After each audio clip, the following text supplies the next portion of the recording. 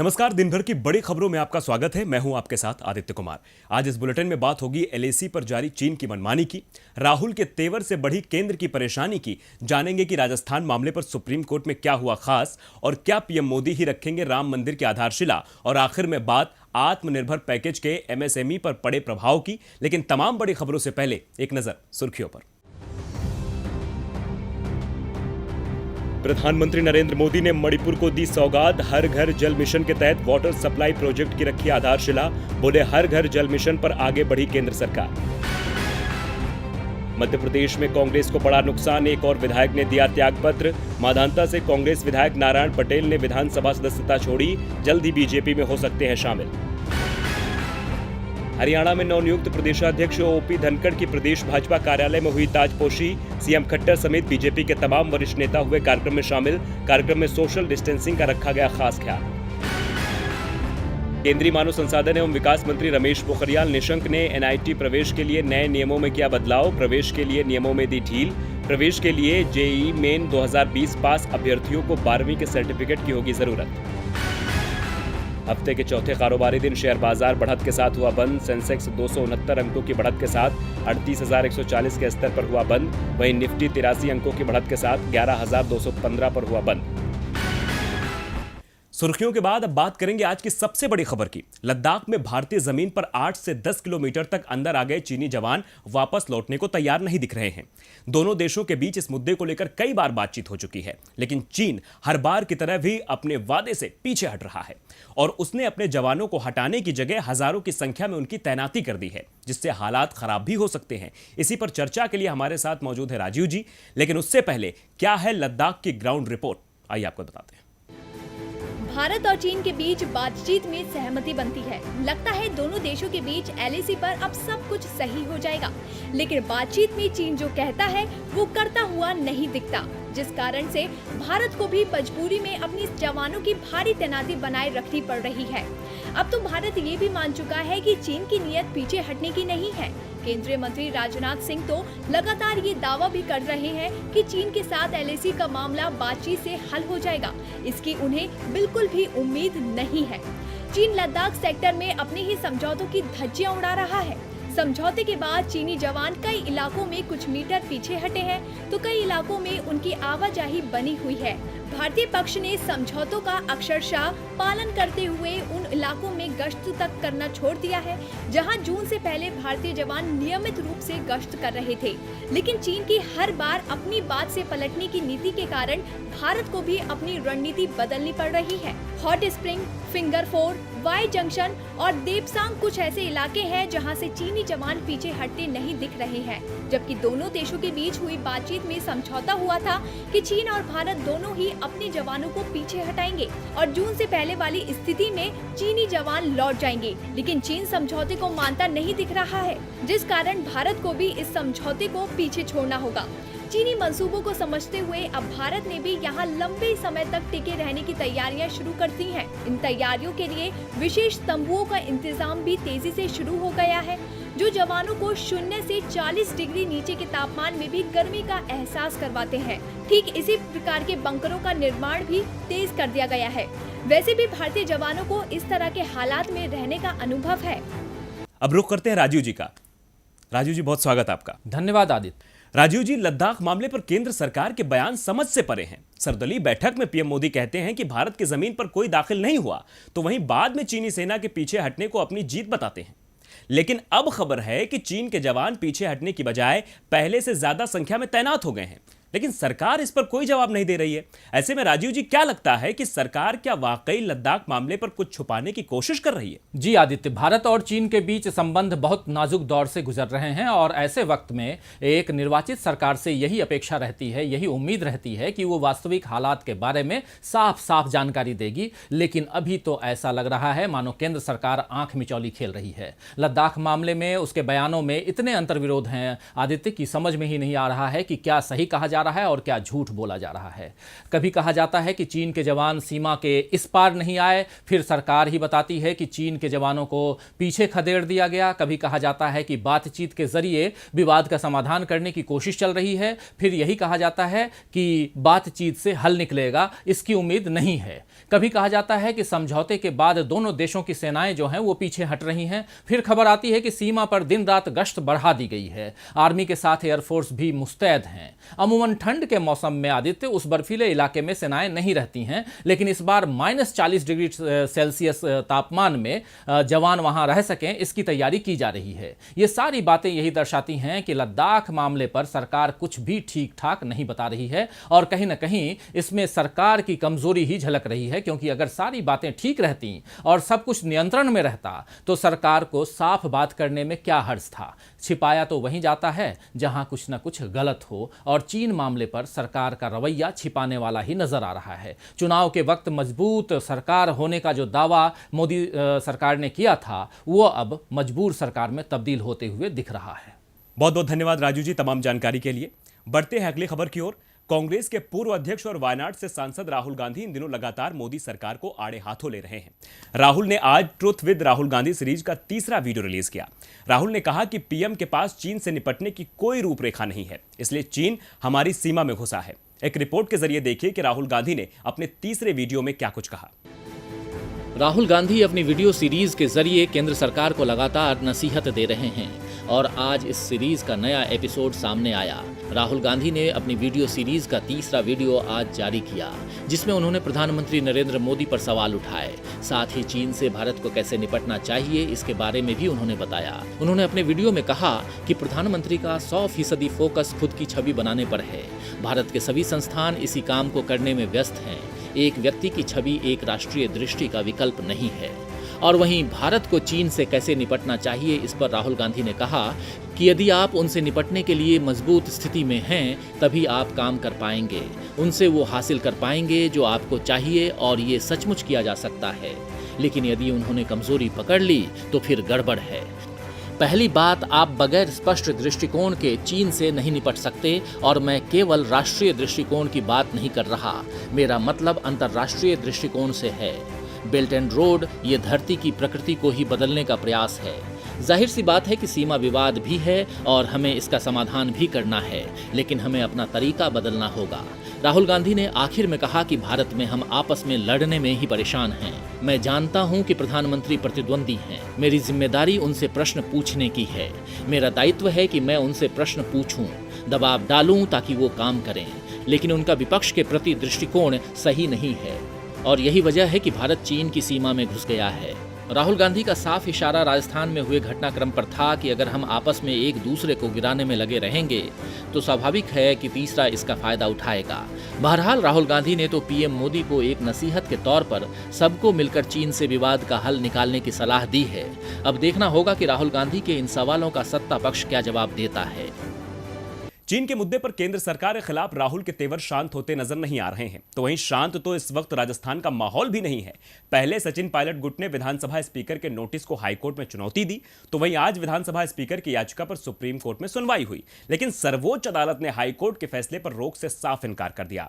तो वहीं आज कोर्ट की सुनवाई और राजस्थान की सियासत में क्या कुछ रहा खास, इस रिपोर्ट में देखिए। सचिन पायलट की बगावत के बाद से राजस्थान का सियासी माहौल दिन ब दिन हलचल भरा होता जा रहा है। एक तरफ अशोक गहलोत और सचिन पायलट की सियासी लड़ाई हाईकोर्ट तक पहुंच गई है, जहां कल यानी 24 जुलाई को सुनवाई होनी है। तो वहीं हाईकोर्ट ने जो राहत पायलट गुट को दी थी, उसके खिलाफ विधानसभा स्पीकर ने भी सुप्रीम कोर्ट का दरवाजा खटखटाया था। स्पीकर का कहना था कि किसी विधायक को नोटिस देने या उसे अयोग्य घोषित करने का पूरा अधिकार विधानसभा अध्यक्ष को होता है। दरअसल सचिन पायलट गुट की याचिका पर सुनवाई करते हुए राजस्थान हाईकोर्ट ने स्पीकर से बागी विधायकों के खिलाफ 24 जुलाई तक कोई एक्शन नहीं लेने को कहा था। 24 जुलाई को ही हाईकोर्ट में इस मामले की सुनवाई होनी है। संभावना इसी बात की है कि हाईकोर्ट पायलट गुट की याचिका पर इसी दिन कोई फैसला दे सकता है। हाईकोर्ट ने स्पीकर के फैसले पर रोक लगाई तो राजस्थान विधानसभा के स्पीकर ने सुप्रीम कोर्ट का रुख किया था। आज स्पीकर की याचिका पर सुप्रीम कोर्ट में सुनवाई हुई, जिसमें अदालत ने हाईकोर्ट की सुनवाई पर रोक लगाने से इनकार कर दिया और फैसला देने को कहा। यानी अब हाईकोर्ट के फैसले के बाद सोमवार को सर्वोच्च अदालत मामले को सुनेगी। सोमवार को सुप्रीम कोर्ट इस बाबत सुनवाई करेगा कि क्या हाई कोर्ट स्पीकर के नोटिस के खिलाफ दायर याचिका पर सुनवाई कर सकता है या नहीं। ऐसे में अब हर किसी की नजर शुक्रवार को आने वाले हाई कोर्ट के फैसले पर है। वहीं दूसरी तरफ सूबे में जारी राजनीतिक उथल पुथल के बीच मुख्यमंत्री अशोक गहलोत ने प्रधानमंत्री नरेंद्र मोदी को एक पत्र लिखा है, जिसमें उन्होंने कहा है कि राजस्थान की निर्वाचित सरकार को गिराने का प्रयास हो रहा है और इसमें एक केंद्रीय मंत्री भी शामिल है। गहलोत का इशारा केंद्रीय मंत्री गजेंद्र सिंह शेखावत की ओर है। एक ऑडियो टेप सामने आने के बाद शेखावत पर गहलोत सरकार जमकर बरस रही है। इसके अलावा जयपुर की एक अदालत ने केंद्रीय मंत्री गजेंद्र शेखावत के खिलाफ क्रेडिट कोऑपरेटिव सोसाइटी गड़बड़ी से जुड़े आरोपों की जांच के निर्देश दिए हैं। यानी कुल मिलाकर सूबे का सियासी नाटक जल्द खत्म होने वाला नहीं है। ऐसे में देखना होगा कि कल पायलट गुट की याचिका पर हाईकोर्ट क्या फैसला सुनाता है। एक तरफ राजस्थान में सरकार की मुसीबत खत्म नहीं हो रही है, तो वहीं मध्य प्रदेश में सिंधिया के समर्थक भी परेशानी में नजर आ रहे हैं। दरअसल सूबे में कांग्रेस छोड़कर बीजेपी की सरकार बनवाने वाले कांग्रेस के पूर्व विधायक शिवराज सरकार में मंत्री तो बन गए, लेकिन यह मंत्री पद कब तक बरकरार रहेगा, इसे लेकर उनकी चिंता बढ़ गई है। तो क्यों सिंधिया समर्थक मंत्रियों की कुर्सी पर आई है मुसीबत, देखिए हमारी इस रिपोर्ट में। मध्य प्रदेश में जिस दिन से कांग्रेस की जगह बीजेपी की सरकार आई है, तब से सरकार में कुछ न कुछ परेशानी बनी हुई है। सिंधिया समर्थक लगभग 2 दर्जन नेताओं ने विधानसभा की सदस्यता छोड़ी थी। इसका फायदा बीजेपी को मिला और राज्य में बीजेपी की सरकार भी बन गई। इसके बाद इनमें से 14 लोगों को बीजेपी की शिवराज सरकार में मंत्री भी बना दिया गया, जिसमें तुलसीराम सिलावट, गोविंद सिंह राजपूत को पहले मंत्रिमंडल विस्तार में 21 अप्रैल को मंत्री पद की शपथ दिलाई गई थी। संवैधानिक नियमों के अनुसार दोनों को 20 अक्टूबर तक विधानसभा का सदस्य निर्वाचित होना था, लेकिन निर्वाचन आयोग के सूत्रों से जो खबर मिल रही है, उसमें चुनाव आयोग अक्टूबर में विधानसभा उपचुनाव कराने को तैयार नहीं है। आपको बता दें कि कई राज्यों में 7 सितंबर तक लोकसभा और राज्यसभा विधानसभाओं के उपचुनाव होने थे, लेकिन कोरोना के बढ़ते मामलों को देखते हुए चुनाव आयोग ने फिलहाल इनको स्थगित कर दिया है। चुनाव आयोग ने कहा कि जैसे ही हालात ठीक होंगे चुनाव कराए जाएंगे, जबकि WHO से लेकर तमाम विशेषज्ञ दावा कर रहे हैं कि ये साल हमें इस मुसीबत के साथ ही काटना पड़ सकता है। ऐसे में तुलसीराम सिलावट, गोविंद सिंह राजपूत के लिए 21 अक्टूबर तक विधानसभा की सदस्यता हासिल करना बहुत मुश्किल दिखाई दे रहा है। वैसे शिवराज सरकार में ऐसे 14 मंत्री हैं जो विधानसभा के सदस्य नहीं हैं, लेकिन सिंधिया समर्थक 2 मंत्रियों पर ही इस समय मुश्किल दिखाई दे रही है, क्योंकि बाकी के 12 नेताओं ने मंत्री पद की शपथ जुलाई में ले ली थी, जिस कारण से उनके मंत्री पद पर 2020 में किसी तरह की समस्या नहीं है। अब सिंधिया के समर्थकों का मंत्री पद बरकरार रहता है या नहीं, ये तो वक्त बताएगा, लेकिन फिलहाल राम मंदिर निर्माण के भूमि पूजन का वक्त नजदीक आ रहा है। इस कार्यक्रम की तारीख 5 अगस्त तय हो गई है, जिसमें पीएम मोदी, गृह मंत्री अमित शाह के अलावा मंदिर आंदोलन से जुड़े लाल कृष्ण आडवाणी, मुरली मनोहर जोशी और उमा भारती के आने की संभावना है। लेकिन इस दौरान भी सोशल डिस्टेंसिंग का बखूबी पालन किया जाएगा। तो आखिर कैसी चल रही है भूमि पूजन कार्यक्रम की तैयारियां, इस रिपोर्ट में देखिए। प्रधानमंत्री नरेंद्र मोदी 5 अगस्त को अयोध्या में बनने वाले भव्य राम मंदिर की आधारशिला रखेंगे, लेकिन देश में बढ़ रहे कोरोना के संक्रमण के चलते इस कार्यक्रम में सोशल डिस्टेंसिंग का खास ख्याल रखा जाएगा। श्री राम जन्मभूमि तीर्थ क्षेत्र के कोषाध्यक्ष स्वामी गोविंद देव गिरी का कहना है कि शिलान्यास समारोह में 150 आमंत्रितों सहित 200 से ज्यादा लोग शामिल नहीं होंगे। स्वामी गिरी ने आगे ये भी कहा कि राम मंदिर के निर्माण की आधारशिला रखने से पहले प्रधानमंत्री नरेंद्र मोदी रामलला के दर्शन करेंगे। साथ ही अयोध्या में हनुमान गढ़ी मंदिर में हनुमान जी की पूजा अर्चना करेंगे। उन्होंने बताया कि शिलान्यास समारोह में अलग अलग राज्यों के सभी मुख्यमंत्रियों को भी आमंत्रित किया जाएगा। अयोध्या में राम जन्मभूमि स्थल पर 3 दिवसीय वैदिक अनुष्ठानों के लिए बड़े स्तर पर तैयारियां की जा रही हैं। अनुष्ठान 3 अगस्त से शुरू होगा और 5 अगस्त को भूमि पूजन के साथ ही समाप्त होगा। इसके साथ ही वरिष्ठ बीजेपी नेता और पूर्व उप प्रधानमंत्री लालकृष्ण आडवाणी और राम जन्मभूमि आंदोलन के अन्य नेताओं को भी समारोह में आमंत्रित किया जाएगा। आपको बता दें कि सुप्रीम कोर्ट की ओर से मंदिर के पक्ष में फैसला आने के बाद से ही मंदिर निर्माण की कवायद शुरू हो गई है। कोर्ट के आदेश पर ही मंदिर निर्माण के लिए राम जन्मभूमि तीर्थ क्षेत्र ट्रस्ट का गठन किया गया। ट्रस्ट के लोगों का कहना है कि मंदिर के नक्शे पर अंतिम मुहर लगने के 3 से 3.5 साल के अंदर मंदिर निर्माण का काम पूरा हो जाएगा। मंदिर के स्वरूप की अगर बात करें तो राम मंदिर के पुराने मॉडल से नया मॉडल अलग है।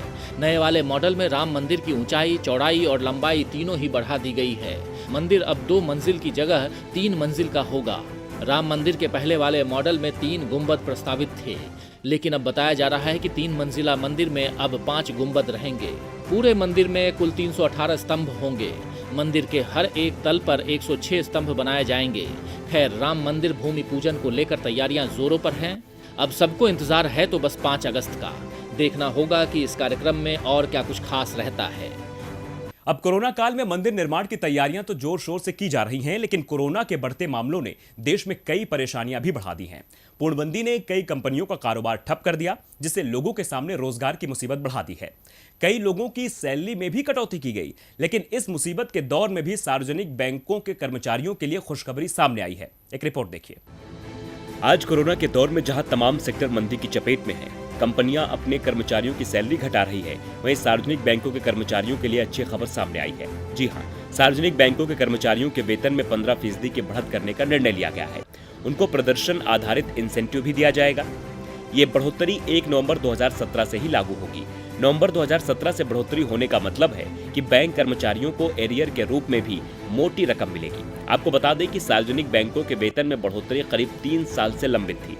बैंक यूनियनों और इंडियन बैंक्स एसोसिएशन के बीच इस मामले में हाल ही में 11वें दौर की वार्ता हुई और एक समझौता हो गया। एक रिपोर्ट के मुताबिक 31 मार्च 2017 तक के हिसाब से कर्मचारियों के वेतन में 15% की बढ़ोतरी की जाएगी। इससे बैंकों को करीब 7,988 करोड़ रुपए का अतिरिक्त खर्च पड़ेगा। इससे पहले साल 2012 में आईबीए ने कर्मचारियों की 15% सैलरी बढ़ाई थी।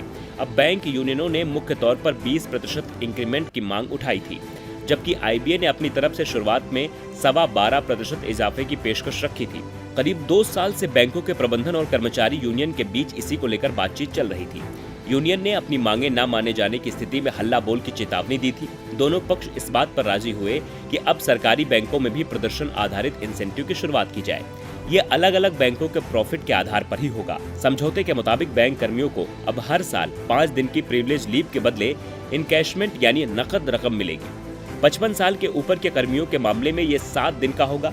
बैंकों के इस ऐलान के बाद कर्मचारियों को बड़ी राहत मिली है। और बुलेटिन के आखिर में बात आत्मनिर्भर पैकेज के एमएसएमई पर पड़े प्रभाव की। देश में जब कोरोना का प्रसार शुरू हुआ तो केंद्र ने पूर्णबंदी लागू कर दी, जिससे कामकाज ठप हो गए। कारोबारियों ने सरकार से मदद की गुहार लगाई तो मोदी सरकार ने आत्मनिर्भर भारत पैकेज का ऐलान कर दिया, जिसे लेकर सरकार ने जमकर अपनी पीठ थपथपाई। लेकिन यह पैकेज भी सबसे ज्यादा मुसीबत झेल रहे एमएसएमई के सेक्टर को राहत नहीं पहुंचा पाया है, जिसके चलते अब कहा जा रहा है कि हालात और खराब होने वाले हैं। एक रिपोर्ट देखिए। कोरोना काल में प्रधानमंत्री नरेंद्र मोदी ने देश में अर्थव्यवस्था को तेजी देने के लिए 22 मई को 20 लाख करोड़ रुपए से ज्यादा के आर्थिक पैकेज का ऐलान किया था। इस पैकेज को सरकार ने हर क्षेत्र में सुधार के लिए उपयोगी बताया था, खासकर एमएसएमई सेक्टर के लिए। इस पैकेज में 3 लाख करोड़ रुपए एमएसएमई सेक्टर के लिए थे, जिससे उद्योगों को मदद मिल सके, लेकिन ऐसा नहीं हो पाया। जी हाँ, एमएसएमई सेक्टर के लिए सरकार के 3 लाख करोड़ रुपए के पैकेज का कोई खास असर नहीं दिख रहा है। बैंकों का एमएसएमई एनपीए बढ़ता दिखाई दे रहा है। एमएसएमई के लिए मोरेटोरियम की अवधि अगस्त में खत्म हो रही है। इसके बाद के महीनों में इस सेक्टर में और नौकरियां जा सकती हैं। फेडरेशन ऑफ इंडियन एमएसएमई के मुताबिक कोरोना और पूर्णबंदी की वजह से अगस्त तक इस सेक्टर में 4.5 नौकरियां जा सकती हैं। फेडरेशन के मुताबिक एमएसएमई आत्मनिर्भर पैकेज के तहत सरकार की ओर से जारी 3 लाख करोड़ रुपए लोन सहायता का कोई फायदा नहीं दिख रहा है, क्योंकि बैंक लोन देने में हिचकिचा रहे हैं। इससे आत्मनिर्भर पैकेज का जमीन पर कोई असर नहीं दिखाई दे रहा है। फेडरेशन के मुताबिक सितंबर से 61% एमएसएमई अपना लोन चुकाने की हालत में नहीं रहेगा। सिर्फ 16% एमएसएमई ही अपना लोन चुकाने की स्थिति में होंगे। आपको बता दें कि एमएसएमई यूनिटों में जून तक 2.5 से 3 करोड़ नौकरियां जा चुकी थी। अगस्त तक और 1.5 करोड़ नौकरियां खत्म हो सकती हैं। सरकार ने जो 3 लाख करोड़ रुपए का सहायता पैकेज दिया है, उससे सिर्फ 19% एमएसएमई की जरूरतें पूरी हुई है। अभी भी 79% एमएसएमई क्रेडिट गारंटी स्कीम के दायरे से बाहर है। एमएसएमई का मानना है कि उनकी हालत खराब है और सरकार की मदद के बगैर वो खुद को बचा नहीं पाएंगे। ऐसे में सरकार एमएसएमई सेक्टर की ये गुहार सुनती है या नहीं, ये देखना होगा। इस बुलेटिन में फिलहाल इतना ही। देखते रहिए टीवी लाइव। नमस्कार।